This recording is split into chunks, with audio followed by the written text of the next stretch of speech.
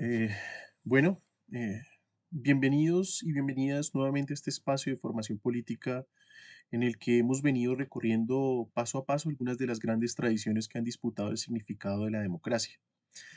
En el video anterior nos detuvimos en la relación entre liberalismo y democracia, mostrando cómo la tradición liberal contribuyó de manera decisiva a pensar la limitación del poder y a pensar otros aspectos de la democracia liberal como la representación política, los derechos individuales, el Estado constitucional y las garantías jurídicas que los ciudadanos tienen frente a los abusos de autoridad sí, frente a los abusos de la autoridad pública en particular.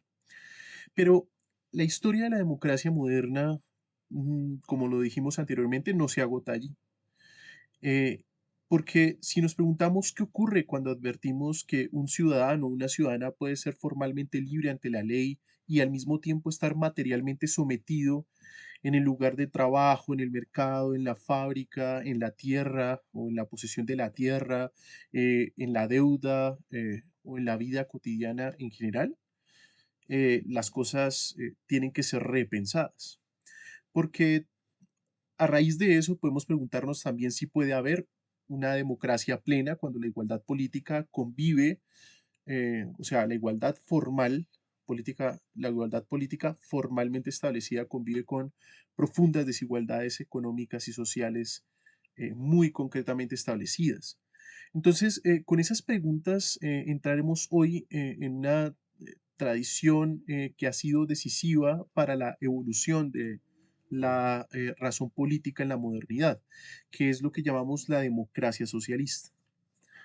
Ahora, no vamos a presentar el socialismo como una doctrina económica por el momento, ni como una experiencia histórica que pudiéramos considerar única, homogénea e incluso como una experiencia histórica cerrada y sepultada en el pasado. Más bien la presentaremos como una constelación de debates y de luchas, también de conceptos que desde el siglo XIX hasta nuestros días, pues ha interpelado, ¿no?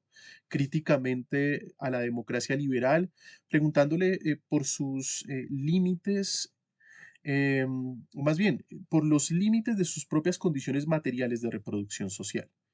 Entonces, el propósito de esta exposición será comprender por qué, para la tradición socialista, el sufragio universal, la representación y los derechos políticos son conquistas indispensables, pero insuficientes si no se extiende la democracia hacia los lugares donde la gente produce la riqueza social, ¿no? Ahí donde la gente organiza el trabajo y se decide la vida material de las mayorías sociales. Entonces, bueno, dicho de otro modo, hoy vamos a preguntarnos qué le sucede a la democracia cuando la igualdad deja de ser solamente una promesa jurídica y comienza a convertirse realmente en una exigencia social, económica y colectiva.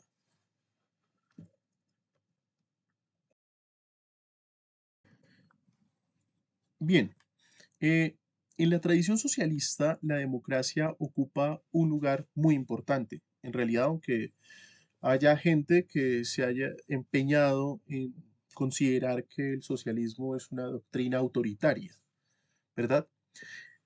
Y es importante porque aunque su función no sea idéntica a la que cumple en el liberalismo político, porque pues allí es donde el liberalismo hizo de la democracia un problema de representación, de limitación del poder, de reconocimiento de los derechos individuales y de la legalidad constitucional, allí mismo el socialismo asumió la democracia como una mediación indispensable para ampliar pues la base popular del Estado y abrir el camino hacia una transformación más profunda de la sociedad. Entonces, ¿qué quiere decir esto? Quiere decir que para las diversas corrientes socialistas que surgieron a partir del siglo XIX, desde el socialismo utópico de Saint-Simon, Charles Fourier y Robert Owen, hasta el socialismo científico de Karl Marx y Friedrich Engels, pasando después, ¿no? por la socialdemocracia alemana de Ferdinand Lassalle, August Bebel o, no sé, Edward Bernstein, em, eh, incluso también pasando por las tradiciones revolucionarias asociadas a Lenin, ¿no? A Rosa Luxemburgo, a Antonio Gramsci. La democracia socialista no puede ser reducida, ¿no? A un mecanismo electoral a través del cual se renuevan periódicamente los gobernantes de una sociedad. En la perspectiva socialista, la democracia debe convertirse efectivamente en un proceso histórico de incorporación de las clases trabajadoras, de los sectores populares y de los grupos subalternizados en la dirección efectiva de la vida común. O sea que estos grupos que tradicionalmente han sido segregados, que tradicionalmente han sido excluidos, e incluso cuando han sido formalmente reconocidos, han sido más bien apañados, eh, eh, incluso doblegados a través de fraudes electorales, son los sectores que el socialismo exige, que la democracia socialista exige incorporar al gobierno de la sociedad. Entonces, por eso podemos decir que el ideal democrático es a la vez integrante y necesario para el socialismo. Entonces, es integrante porque todo proyecto socialista ha buscado de una u otra manera reforzar la presencia popular en el Estado. Y a través de ello ha disputado, ¿no?, el monopolio em, oligárquico de la política y ha convertido a las mayorías sociales en una fuerza social y política organizada. Y es necesario, además, porque sin esa ampliación del sujeto democrático, pues no sería posible realizar la transformación social que el socialismo persigue. Luego, y este es un elemento, digamos, de ambivalencia que es necesario analizar en algún momento, y es que la democracia no es constitutiva del socialismo en el mismo sentido en el que sí lo es, ¿no?, la crítica de los sistemas económicos y otras problemáticas, ¿no?, como la enajenación del trabajo, etcétera. Porque el núcleo del socialismo no está únicamente en democratizar el régimen político, sino en revolucionar las relaciones sociales de producción y con ellas, pues, las instituciones que regulan la propiedad, la producción, la distribución y la apropiación de la riqueza social. Podríamos decir que la democracia no está en el centro como la preocupación fundamental del pensamiento socialista, aunque sí ha sido importante, por supuesto, para la reflexión crítica, teórica y militante del socialismo durante eh, más de un siglo, ¿no? Casi 2 siglos. Y bueno, esta distinción, ¿no? Creo que es fundamental porque el socialismo no se contenta con preguntar quién es el que vota, ¿cierto? O quién representa a los ciudadanos, o quién es el que gobierna el Estado, que son preocupaciones que habíamos visto pues desde la democracia de los antiguos hasta este momento.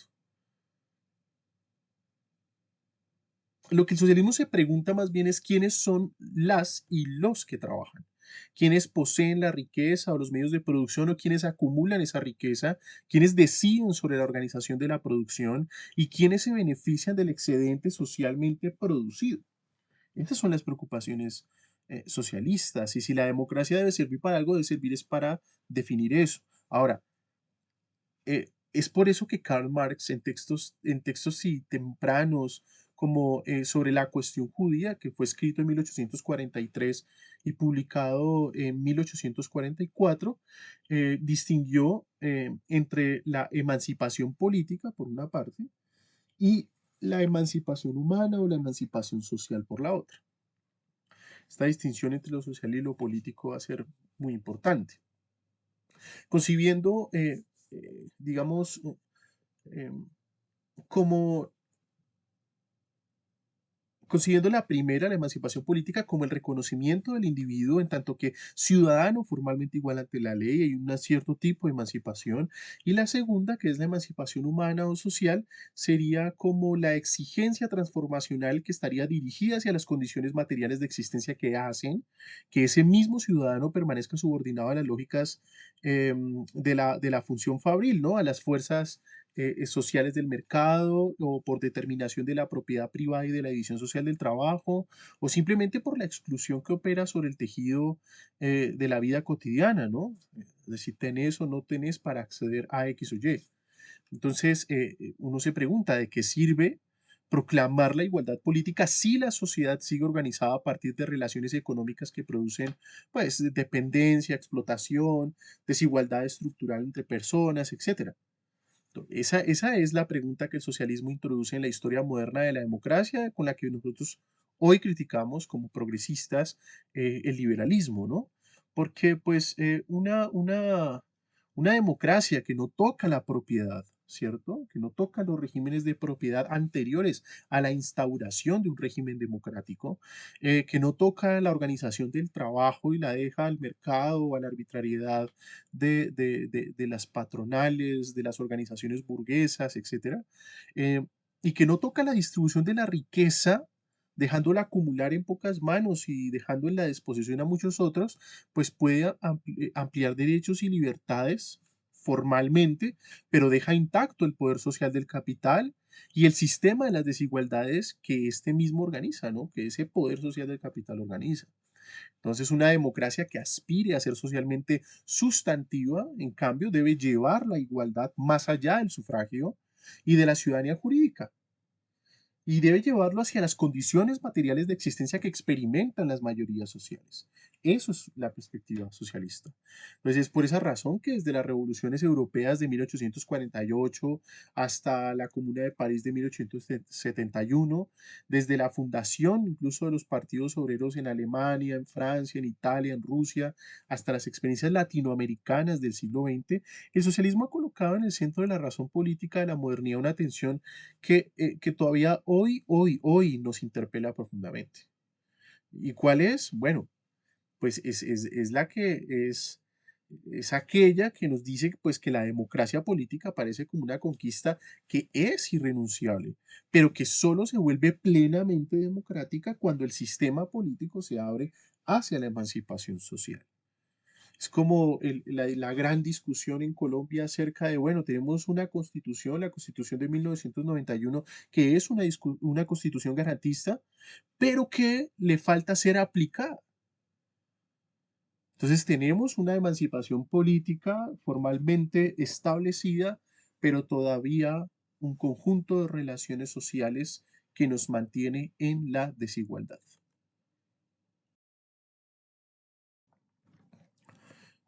Ahora bien, si anteriormente hemos dicho que la democracia es, para el socialismo, un elemento integrante y necesario, aunque no constitutivo, ahora debemos precisar en qué consiste la diferencia decisiva entre la doctrina liberal y la doctrina socialista cuando ambas doctrinas nos hablan de la democratización, ¿cierto?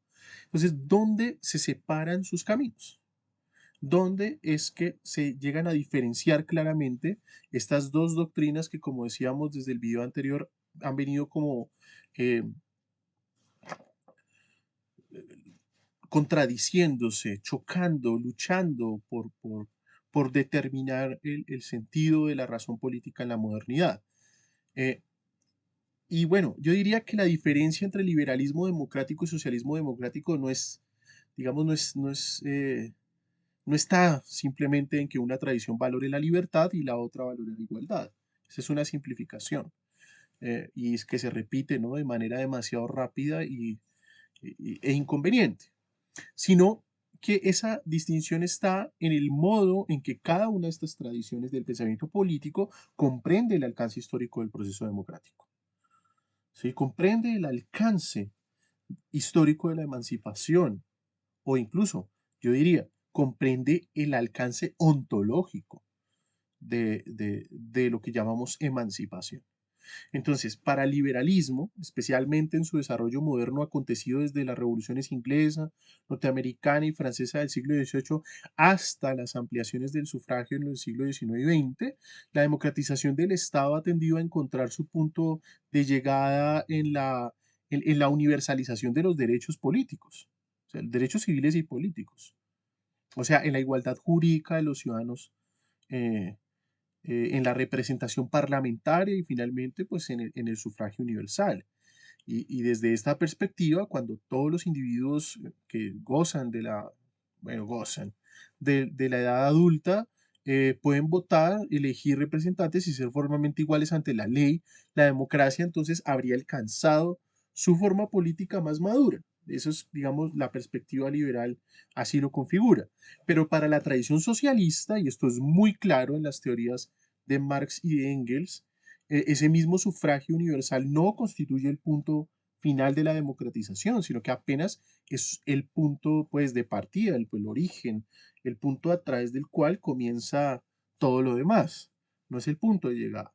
¿Y por qué no es el punto de llegada? No es el punto de llegada porque votar en condiciones de desigualdad material profunda, pues no elimina por sí mismo la subordinación del trabajador y de la trabajadora en la fábrica, en el lugar de trabajo. No elimina la dependencia económica de los trabajadores asalariados ni la concentración privada de los medios de producción por parte de ciertos empresarios y de ciertas élites eh, eh, industriales o agropecuarias. Eh, Tampoco elimina la dominación del capital sobre el trabajo, el hecho de que unos tengan que vender su fuerza de trabajo para poder vivir y haya otros que siendo propietarios de los medios de producción pueden acumular o apropiarse del excedente de la producción, ¿cierto? Eh, y mucho menos, pues, votar en condiciones de desigualdad material profunda, pues desafían en absoluto el poder social de quienes controlan la propiedad, de quienes controlan el crédito, de quienes controlan la propiedad de la tierra, de quienes controlan monopólica y oligopólicamente las industrias, de quienes no cesan de apropiarse privadamente del excedente socialmente producido. Entonces, es por eso que el socialismo radicaliza la democracia en la medida en que no basta democratizar formalmente digamos, el acceso al Estado, ¿no? A las instituciones públicas, sino que hay que democratizar también los lugares en los que se decide efectivamente la materialidad de la vida social. Entonces, es esta radicalización lo importante y que además se produce por dos vías que están íntimamente relacionadas. La primera es la crítica de la democracia representativa, eh,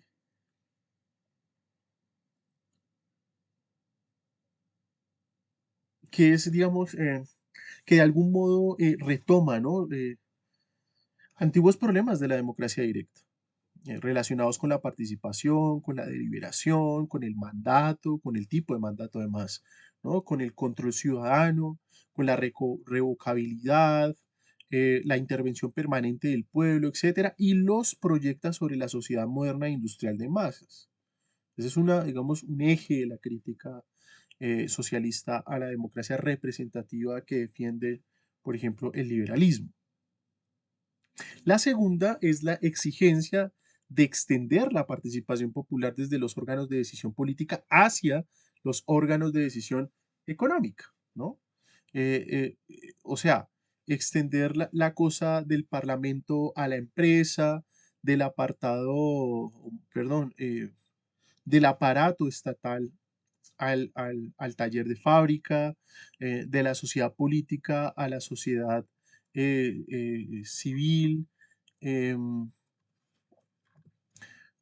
del ciudadano elector al trabajador productor. Entonces, así es como fueron surgiendo expresiones de la razón política tales como la democracia económica, la democracia industrial, la democracia conciliar, el autogobierno, la autogestión, etcétera. ¿Sí? O sea, es a partir de ese traslado que se produce o esa extensión que se produce de la participación popular con base en la crítica de la democracia representativa, que la democracia comienza a florecer desde el punto de vista de las categorías que informan una concepción más amplia de su despliegue objetivo, de su despliegue material y concreto de la clase trabajadora en la organización, en el cuidado y el gobierno de la vida común. Entonces, esta línea, digamos, de reflexión sobre la democracia directa pues, atraviesa experiencias históricas muy distintas, como la Comuna de París de 1871, que fue interpretada por Marx como una experiencia política, pues, de emancipación obrera. los soviets rusos que fueron experimentados entre 1905 y 1917, antes de su posterior subordinación al partido Estado de la URSS, por supuesto, ¿no? Los consejos obreros alemanes e italianos de 1800, perdón, de 1918 eh, a 1920, las reflexiones de Rosa Luxemburgo sobre la espontaneidad de las masas y sobre la necesidad de la democracia socialista, los consejos de fábrica de Turín que fueron impulsados por Antonio Gramsci entre 1919 y 1920, o también están las experiencias yugoslavas de autogestión obrera a partir de 1950. Todo eso son experiencias que nosotros deberíamos poder entender muy claramente para poder comprender mejor, ¿no? Lo que ha sido la experiencia histórica del socialismo y de la proyección de una democracia directa en la organización socialista de la sociedad. Y en América Latina, pues bastaría con referir las formas, ¿no? Propiamente comunitarias, sindicales, campesinas y populares que han buscado que la democracia no tenga por límite el voto, sino que penetre en la producción, que penetre en el territorio y en la organización cotidiana de la vida común.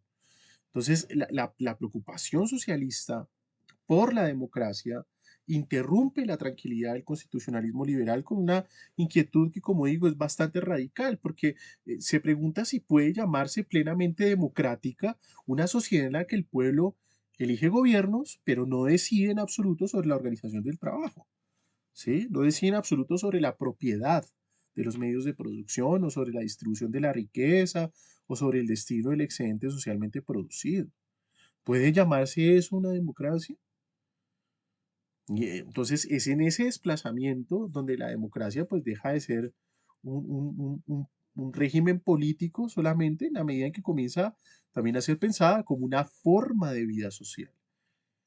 Y ahí entiende uno por qué Antonio García habla de la democracia como una forma de vida, no solamente como un sistema político de libertades formalmente estatuidas, ¿no? Entonces, deja la democracia en esta perspectiva, deja de agotarse en el gobierno representativo porque abarca el control popular del poder económico. Deja de ser también, y de ahí, por ejemplo, la iniciativa de la economía popular, el apoyo a la economía popular es supremamente importante.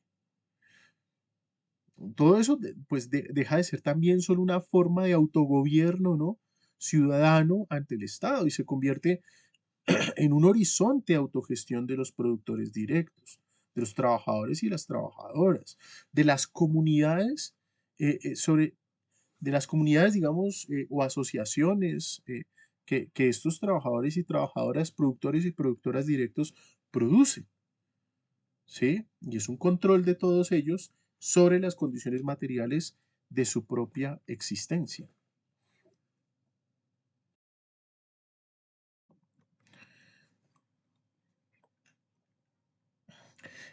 Ahora, esta exigencia socialista de llevar la democracia más allá del sufragio y de la representación política encontró para Marx una de sus primeras figuras históricas en la Comuna de París de 1871, que fue la experiencia breve, intensa, trágica que gobernó la capital francesa entre el 18 de marzo y el 28 de mayo de ese año, de 1871. Esto sucedió después de la derrota de Francia frente a Prusia, de la caída del Segundo Imperio de Napoleón III y la crisis del gobierno de Adolf Thiers, refugiado tras eso en Versalles. Entonces, ¿qué fue lo que vio Marx en estas instituciones pues efímeras que fueron levantadas por obreros, artesanos, republicanos radicales, socialistas, blanquistas, prudonianos y otros sectores sociales parisinos? ¿Qué fue lo que vio allí Marx? Lo que vio fue algo más que una insurrección urbana, una protesta contra el viejo orden. contra el viejo orden social, ¿no? Porque lo que en realidad observó fueron los elementos, digamos, embrionarios de una nueva forma democrática de organización social a la que en el texto publicado en 1871 que tituló La Guerra Civil en Francia, además que fue publicado por la Asociación Internacional de Trabajadores, eh, llamó Marx el autogobierno de los productores. ¿Sí? La Comuna de París vendría a ser como una nueva forma democrática de organización social en la medida en que estaría pautada por el autogobierno de los productores directos, de los trabajadores y trabajadoras que dan, digamos, sustento material a la vida social. Luego, la comuna fue importante porque desplazó la problemática de la democracia desde la elección de representantes hacia la transformación de la forma de Estado. Entonces, en primer lugar, ¿no? Mientras el régimen representativo moderno se había organizado sobre la distinción entre poder legislativo y poder ejecutivo, la comuna intentó funcionar como un cuerpo de trabajo que fuera a la vez el ejecutivo y legislativo, lo que significaba pues que sus miembros no debían limitarse pues a deliberar y a dictar leyes desde la distancia parlamentaria, sino que debían también asumir directamente las tareas del gobierno, de la administración y de la decisión pública. En segundo lugar, eh, mientras el parlamentarismo burgués podía convivir, ¿no? con órganos no representativos que fueron heredados del Estado absolutista, como lo fue el ejército permanente, la magistratura separada del control popular y la burocracia profesionalizada, ¿cierto? La Comuna de París extendió el principio electoral a todos los órganos del Estado, buscando con eso que la fuerza pública, ¿no? La justicia y la administración quedaran radicalmente sometidas al control democrático de la ciudadanía trabajadora. En tercer lugar, mientras la representación nacional liberal que rechazaba el mandato imperativo y convertía a los representantes en algo así como figuras prácticamente irrevocables durante un determinado periodo legislativo, la comuna, que es lo que hoy ocurre en Colombia y en otros lugares del mundo, la Comuna de París estaba compuesta por concejales elegidos por sufragio universal en los distintos distritos de París, responsables, ¿no? ante sus electores y por lo tanto revocables en cualquier momento. Entonces, no aparecía aquí una diferencia decisiva entre una democracia que autoriza cada cierto tiempo y una democracia que controla permanentemente. Ahí hay una diferencia que es, a mi juicio, sustancial y que tiene que ser considerada cuando reevaluamos, por supuesto, las experiencias históricas del socialismo eh, en Occidente. Ahora, en cuarto lugar, mientras el sistema parlamentario moderno no destruía, ¿no? la centralización política y administrativa del Estado e incluso eh, eh, profundizaba esa centralización bajo la forma de un poder nacional separado de las comunas, los municipios y las asociaciones populares. El nuevo Estado comunal pues debía descentralizar al máximo sus funciones, ¿no? Articulando a las comunas rurales y también a las comunas urbanas que bajo determinadas competencias comunes confluirían en una asamblea nacional. eh, bueno, a través de todo eso se, se generaría una radical comprensión eh, distinta de lo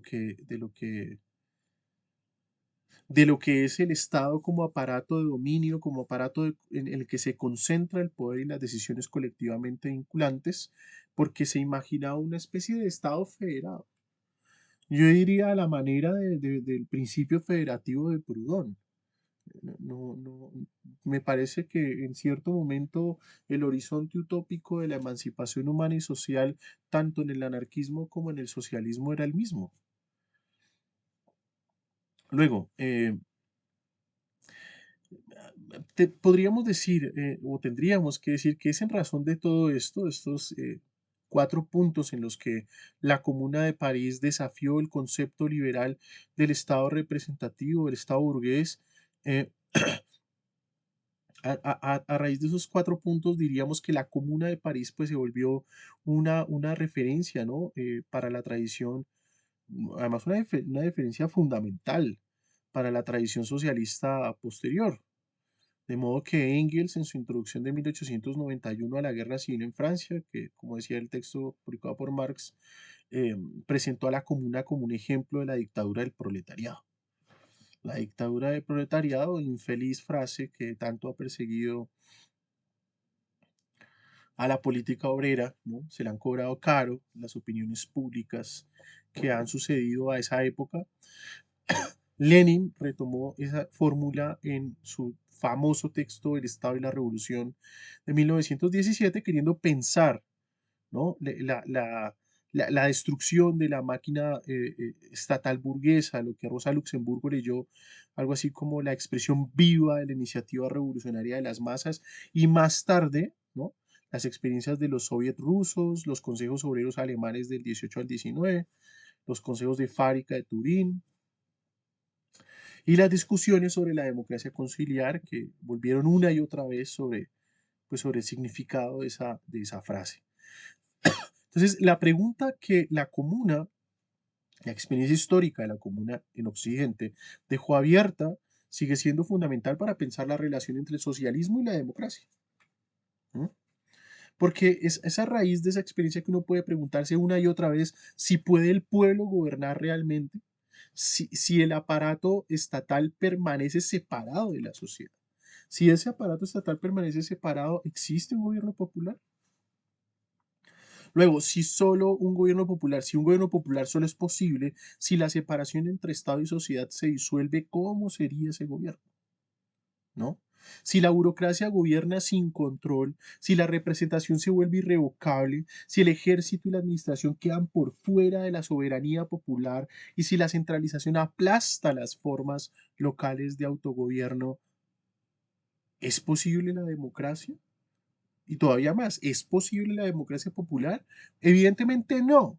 Eso es lo que diría cualquier socialista serio. No, no es posible. Entonces, en la interpretación marxiana, la comuna fue precisamente la tentativa de romper esa separación entre Estado y sociedad y hacer que el Estado dejara de presentarse como un poder colocado por encima de ella, ¿cierto? Porque es que eso es lo que hace que el Estado se convierta en un instrumento, digamos, transitorio de autogobierno popular. O sea, el hecho de que se elimine la separación entre Estado y sociedad es lo que hace del Estado un instrumento de autogobierno del pueblo, por el pueblo y para el pueblo. O sea, una democracia de trabajadores, de productores y de comunidades que son capaces de decidir sobre la organización, el cuidado y el gobierno de la vida común.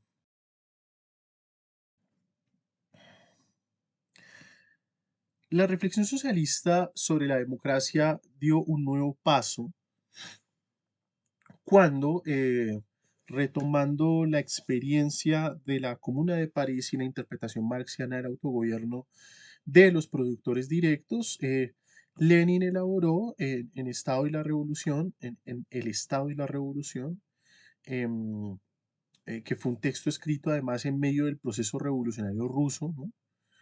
Una teoría del estado de los consejos que marcaría profundamente pues, el debate socialista europeo entre las décadas de 1920 y 1940. Y eso, a partir de eso surgía la pregunta de qué es lo que se puso en juego en esa discusión, ¿no? Eh, es algo que siento que de algún modo todavía no hemos sabido comprender, aunque se ha avanzado muchísimo al respecto. Porque lo que se puso en juego no fue solamente la forma de tomar el poder político, ¿cierto? De conquistarlo y de darle forma, de utilizarlo. Y tampoco únicamente la relación entre el partido, la clase obrera y el Estado. No es tampoco un asunto de, de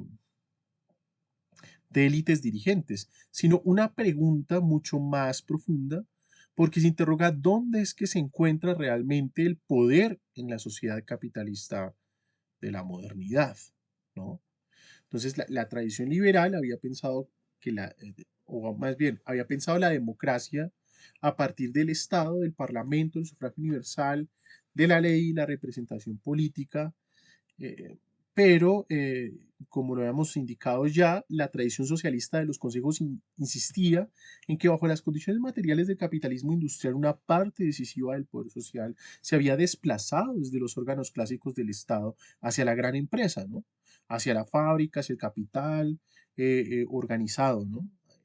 Hacia la administración privada de la producción y hacia las jerarquías económicas que estructuran la vida cotidiana de los trabajadores y trabajadoras.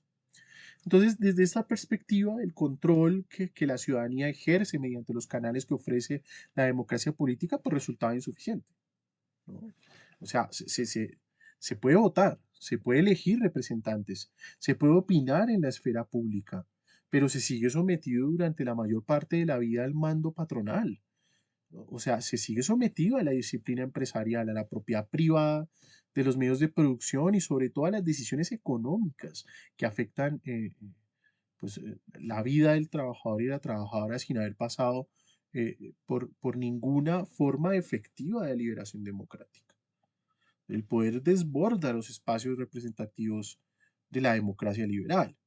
Entonces, es por eso que autores como Antonio Gramsci, en sus textos sobre los consejos de fábrica de Turín, que publicó en una revista llamada L'Ordine Nuovo entre 1919 y 1920, eh, y que también fue trabajado por Rosa Luxemburg en las reflexiones sobre la huelga de masas, sobre la revolución y la democracia obrera, a los que Daniel Goering dedica un gran libro, por ejemplo, o Max Adler, eh, desde el llamado austromarxismo, Karl Korsch, que elaboró una crítica a la separación entre el marxismo, la filosofía y la práctica revolucionaria, e incluso vale la pena retrotraer nuevamente a lo que hizo Anton Pannekoek, que fue uno de los grandes teóricos del comunismo consejista neerlandés-alemán. Toda esa gente comprendió que la democracia socialista pues no podía agotarse en la conquista del Parlamento ni en perdón, ni en la ampliación formal del sufragio. ¿Sí? No la democracia socialista era algo más que eso. Suponía la existencia de eso, pero no era solo eso. Luego, el nuevo control democrático debía ejercerse allí donde se produce la riqueza social, o sea, en la fábrica, en el taller, en la empresa, en los lugares de trabajo, allí donde el ciudadano abstracto, ¿no? De la sociedad, perdón, de la democracia formal, liberal, reaparece como trabajador concreto, como productor colectivo, como sujeto sometido a relaciones de mando económico que busca su emancipación. Allí aparece la democracia socialista de los consejos y por supuesto también una exigencia de la organización sindical. Luego es en ese sentido, ¿no? En ese preciso sentido que el consejo de fábrica pues se convirtió en el germen de una nueva forma de Estado o, una forma, sí, de una nueva forma de Estado o mejor, en una comunidad política de trabajadores que sería contrapuesta al Estado liberal de ciudadanos que son formalmente iguales, porque su principio, el consejo de fábrica, no era la representación distante de individuos separados, sino la organización directa de quienes participan en la producción social. Entonces, ¿qué pasaría si la democracia dejara de detenerse en la puerta de la fábrica? ¿Qué ocurre como ocurre hoy? ¿Qué ocurriría si los trabajadores no fueran tratados solo como votantes cada cierto tiempo, sino como sujetos capaces de decidir sobre la organización del proceso productivo, sobre las condiciones laborales, sobre el destino del excedente, sobre la dirección general de la economía? Allí es donde el Estado socialista adquiere la capacidad de poder dar respuestas, no sobre la base de la repetición de una experiencia pasada, por supuesto, porque el capitalismo del siglo XX no es el capitalismo del siglo XXI, y mucho menos el capitalismo del siglo XX era el capitalismo del siglo XIX, aunque muchos hubiesen pensado a ese capitalismo así. Los procesos históricos son complejos, van y vienen, hay cosas que se adelantan, otras que se retrasan, en fin. Esa es como la intuición central, ¿no? de la democracia conciliar de la razón política socialista, que consiste fundamentalmente en extender el principio democrático a todos los espacios en los que se toman decisiones socialmente relevantes. Y por eso es que el sistema político imaginado por esta tradición no se organiza como un aparato estatal separado y colocado por encima de la sociedad, sino como una federación ascendente de consejos, ¿no? De los consejos de fábrica que pasarían a los consejos territoriales, de estos a los consejos comunales, y de estos a los consejos regionales y finalmente a las instancias generales de coordinación que estarían articuladas desde abajo hacia arriba, ¿no? Entonces, la democracia, bajo esta forma específica de organización sociopolítica, pues ya no aparecía como procedimiento electoral, sino como una forma de autogobierno de los productores asociados, lo cual no se define solo por la igualdad jurídica de los ciudadanos y ciudadanas ante la ley, sino por la capacidad efectiva del trabajador, de la trabajadora y de la comunidad para controlar los poderes económicos que organizan la vida material de la sociedad, ¿no? Sin embargo, esto hay que decirlo claramente, y es que el debate también dejó una tensión muy profunda en toda la historia posterior del socialismo, porque no sabemos a ciencia cierta si una democracia de consejos puede o no sobrevivir cuando es absorbida por un partido único o por una burocracia estatal o por una dirección centralizada que habla en nombre de los trabajadores, pero que termina al final pues decidiendo sobre ellos, ¿cierto? O incluso decidiendo a pesar de ellos. Entonces esa pregunta atravesó la Revolución Rusa de 1917, claro, la experiencia de los soviets, claro, las discusiones de la Tercera Internacional, por supuesto, la crítica de Luxemburgo al centralismo bolchevique se evidencia eso, o los análisis de Gramsci sobre la hegemonía obrera y las posteriores corrientes consejistas que denunciaron la transformación del poder obrero en un poder burocrático, también son evidencia de eso. El socialismo mismo lo ha discutido. Entonces, así, de esa manera es como la democracia de los consejos, pues, ocupa un lugar fundamental en la tradición socialista porque de algún modo formula con una fuerza enorme, ¿no? Una exigencia que aún no ha sido cumplida y que nos dice que la democracia solo se profundiza, solo se radicaliza cuando se atreve a entrar en los centros reales del poder social. Es decir, cuando pasa el ciudadano elector al trabajador productor, del parlamento a la empresa, de la representación política al control de la economía, del Estado como aparato separado a una comunidad de trabajadores que está organizada y que esa organización es tal porque se ha producido desde abajo.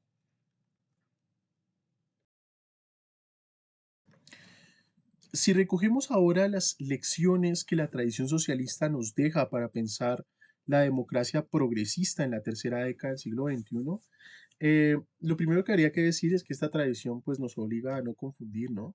La democratización con la mera ampliación de los procedimientos electorales, eh, ni la justicia social con una política compensatoria destinada, de cierto modo, a corregir desde los márgenes, ¿no? Los daños producidos por un orden económico que permanece intacto. Desde Marx y Engels hasta Luxemburgo y Panecoek, pasando por Gramsci, no sé, Adler, Korsch, etcétera, por la Comuna de París, por los soviets, por los consejos, etcétera. La democracia socialista nos legó una pregunta cuya respuesta sigue siendo fundamental para nuestro tiempo, ¿no? Para la democracia del siglo XXI. Y es si puede llamarse plenamente democrática una sociedad en la que el pueblo vota pero no decide sobre la riqueza que produce, que no decide sobre las condiciones de su trabajo, sobre el destino del excedente socialmente producido, sobre la orientación de la economía, sobre la propiedad de la tierra, sobre el crédito, sobre el desarrollo de la empresa, sobre la tecnología y sobre los bienes comunes que hacen posible la vida común. Eh, esta pregunta nos resulta especialmente importante para pensar la democracia progresista contemporánea porque los progresismos latinoamericanos eh, mm,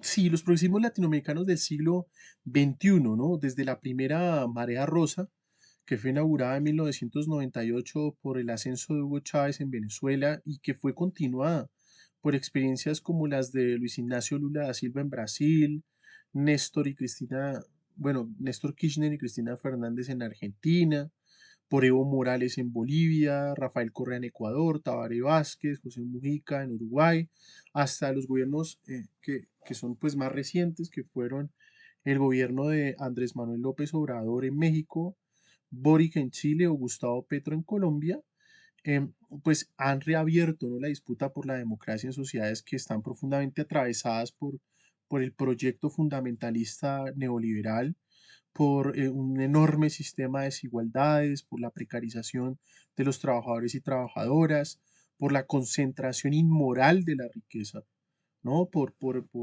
la irresponsabilidad del extractivismo, por el endeudamiento masivo, por la captura corporativa de los estados y por la crisis ecológica del planeta. Ese es el escenario, ¿no?, en el que se supone que hay que reactualizar nuestro concepto de la democracia desde el progresismo y atendiendo a las lecciones que nos deja históricamente el socialismo. Entonces, ¿cuál es, en esa perspectiva, la lección socialista para una democracia progresista que quiera estar a la altura de esta época, que quiera estar a la altura de este tiempo? ¿Cuál es? Yo diría que la democracia no puede quedarse en el Estado, aunque necesite disputar el Estado, que no puede agotarse en la representación, aunque no deba renunciar a las conquistas de la representación, que no puede limitarse al reconocimiento de los derechos, aunque los derechos sean una conquista, pues, eh, irrenunciable, ¿no? La democracia debe avanzar, la democracia es, progresista, que atiende a la experiencia socialista, es una democracia que debe avanzar hacia una democratización sustantiva de la vida social, ¿no? Allí justamente donde se organiza la producción, la reproducción, el cuidado, el territorio, la información, la energía, la alimentación, el trabajo, el entretenimiento, todo. Hacia allá va la democracia. Entonces, la tradición socialista nos enseña que el sufragio universal, los parlamentos, las constituciones y los gobiernos populares, pues son puntos de partida, no puntos de llegada. Son mediaciones históricas que sí, sí, son necesarias, pero son insuficientes y no se proyectan hacia formas de control democrático sobre los poderes económicos que ya no se concentran solamente en la fábrica industrial clásica, sino también en los conglomerados financieros, en las plataformas digitales, en las cadenas globales de valor, en los monopolios mediáticos, en los fondos de inversión, en las empresas extractivas, las corporaciones tecnológicas y las arquitecturas algorítmicas, bla, bla, bla, que todo eso condiciona nuestra vida cotidiana y toda la pugna alrededor del gobierno de Gustavo Petro nos ha enseñado que toda esa mierda real existe y contra eso nos tenemos que enfrentar. Entonces, es por esa razón que pensar la democracia progresista desde la herencia socialista no significa repetir mecánicamente el modelo de los consejos obreros y tampoco idealizar las experiencias socialistas, ¿no?, que conocieron la burocratización, el centralismo, la clausura autoritaria. Significa que debemos recuperar la intuición fundamental de la razón política socialista que nos dice que allí donde hay poder social, pues debe también haber control democrático. Punto. Y que allí donde la vida común es organizada por las decisiones económicas que afectan a las mayorías sociales, pues debe existir una capacidad popular para deliberar, una capacidad popular para intervenir y decidir sobre la economía. ¿Mm? En América Latina, por ejemplo, esta lección nos dice que las reformas tributarias progresivas, ¿cierto? Las que cobran más a los ricos que a los pobres, la democratización de la tierra, ¿cierto? Que desafía a la hacienda, que desafía al latifundio, que desafía a las mafias, que desafían al paramilitarismo, ¿cierto? Eh, eh, el fortalecimiento de las economías populares, campesinas, solidarias y comunitarias, la defensa de los derechos laborales para trabajadoras y trabajadores precarizados, la transición energética justa, el control público de los bienes estratégicos, la participación vinculante de las ciudadanías en la planeación del desarrollo o la defensa de lo común, la democratización de los medios de comunicación, la construcción de diversas formas territoriales de poder popular, todas esas cosas son tareas que pueden estar inspiradas en la tradición socialista, aunque no deban ser propiamente socialistas.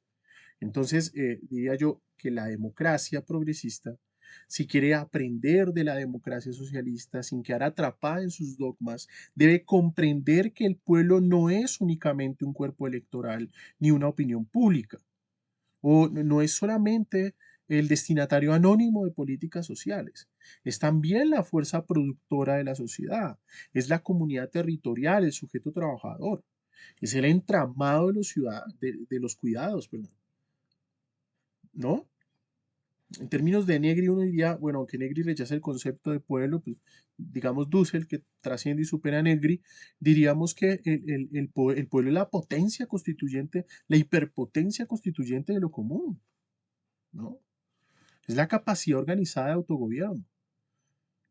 Esa es entonces, quizá, ¿no? La gran enseñanza que atraviesa todo este recorrido que hemos realizado hasta aquí, que la democracia solo se vuelve históricamente profunda cuando deja de ser el nombre de una autorización periódica del poder y se convierte en una práctica social permanentemente disputada, ¿no? O en un permanente control, en una permanente transformación de las condiciones materiales de nuestra existencia colectiva.